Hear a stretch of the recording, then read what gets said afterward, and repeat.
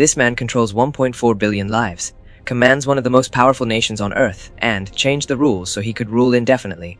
But once he was just a boy living in a cave. He was born in 1953, inside the inner circle of China's revolutionary elite. His father was a trusted hero of the communist victory, a man who fought wars, led armies, and helped build the new China. From the moment he was born, the boy lived inside guarded compounds, attended elite schools, and grew up surrounded by power.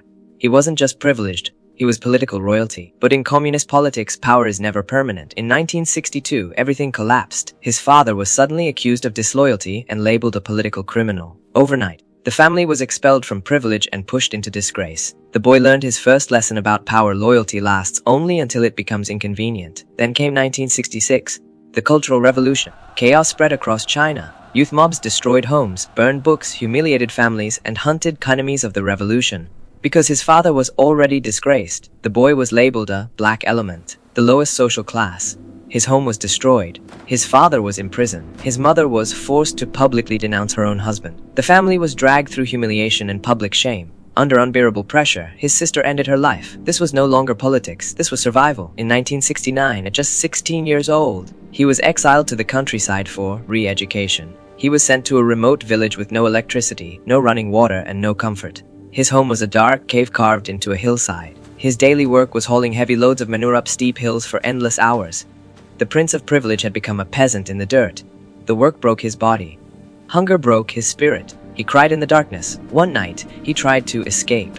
He ran through mountains and darkness, trying to return to Beijing, the only home he knew. But Beijing rejected him. He was captured, detained, and forced into political confession and submission. And inside that cell, something hardened. He realized there was no home left. Only one path remained: survival through power. He returned to the village, but this time he changed. He stopped resisting, stopped dreaming of escape. Instead, he worked harder than anyone. He solved village problems, helped farmers, and even built a biogas system that transformed daily life. Slowly, the villagers began to see him differently. The cave boy was becoming a leader.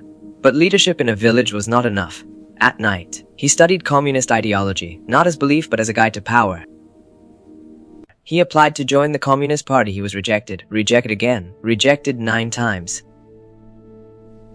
But on his 10th attempt, in 1974, he was accepted. After 7 years in the dirt, he had finally stepped out of the cave. In 1976, Mao died and the chaos of the Cultural Revolution ended. His father was politically rehabilitated and the family returned to Beijing. But the boy who came back was no longer the same. He was patient, disciplined, and deeply calculated. Instead of using family privilege to rise quickly, he chose the long path. He studied engineering, then voluntarily went to rural regions to prove himself. Slowly, quietly, he climbed, village by village, province by province, never loud, never dramatic, never creating enemies. In 1989, China faced massive protests demanding freedom and reform. The government crushed the movement with force. Many officials panicked and chose sides. But he did something different. He stayed silent. He took no position, made no noise, and simply continued working. When the political purges followed, his name was nowhere. Too quiet to threaten anyone, too neutral to blame. This became his signature strategy: stay silent during the storm, move only when the outcome is clear. For years, he kept rising, building an image of discipline, control, and stability. By the early 2000s, he was governing one of China's most important economic provinces. Then came the critical test. Shanghai, China's most powerful city, shaken by corruption and chaos. Many saw the assignment as political suicide. He saw it as opportunity. He stabilized the city quickly and without enemies. In 2007, he entered the highest ruling circle of China, the inner leadership that governs the nation. He was now the crown prince, the likely successor. But power is never uncontested. Another rising leader, charismatic and popular, threatened his path. A silent struggle unfolded behind the scenes. Then suddenly, scandal destroyed his rival. The rival fell. He rose. In 2012, he became the supreme leader of China. To the world, he appeared calm, modest, and controlled. To the ruling party, he appeared safe. But they had underestimated him. Soon after taking power, he launched the largest anti-corruption campaign in modern Chinese history. Millions of officials were investigated. Powerful rivals disappeared. Authority centralized rapidly. Supporters called it justice. Critics called it a purge. Either way, his power grew unmatched. He strengthened control over the military, the government, and the party. He created new governing bodies, all led by himself. in 2017. His ideology was written into the party constitution while he was still alive, something only one man before him had achieved. Then came the final step. In 2018, he removed presidential term limits, eliminating the last barrier against lifelong rule. The system designed to prevent another permanent ruler was gone. He could now remain in power indefinitely. Under his rule, China transformed into one of the most advanced surveillance states in the world. Technology, facial recognition, and digital tracking expanded government control across society.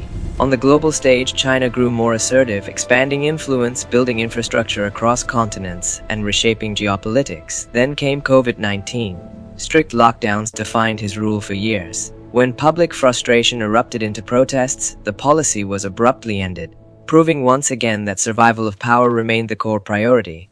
Despite challenges, his control remains absolute. He secured an unprecedented third term, surrounded himself with loyalists, and removed all serious opposition. So what is his legacy? To supporters, he is the leader who restored national pride and strengthened China. To critics, he is a ruler who centralized power and reshaped the system around himself. But one truth remains undeniable. He survived exile. He survived disgrace. He survived decay. He waited. He endured. He learned. And when his moment came, he took everything. I am the core. I am the party. The state is me. If you enjoyed this video, make sure to drop a like and subscribe to the channel for more deep and powerful videos. And tell me in the comments what topic should I uncover next.